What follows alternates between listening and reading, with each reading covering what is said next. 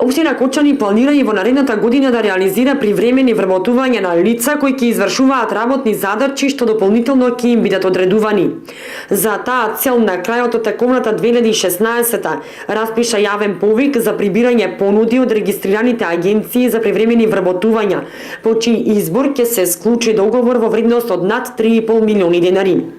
Со овие пари треба да се покријат трошоците за ангажирање на 20 работници, односно за исплата на плати, надоместоци за здравствено и лично осигурување на лицата, трошоците за нивно пријавување во надлежните институции и слично.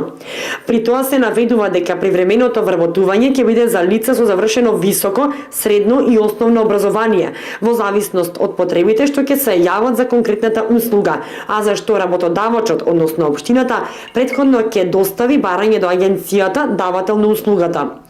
Доколку во текот на годината се јави потреба за отстапување на дополнителен број работници за вршење на привремени работи, може да се побараат повеќе од договорените 20 лица, согласно одредбите од Законот за јавни набавки.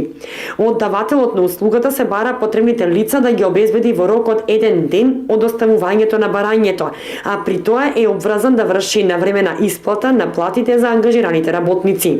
Критериум за доделување на договорот за јавна набавка е најниската цена, односно најниската понудена провизија на бруто плата на отстапен работник изразена во проценти.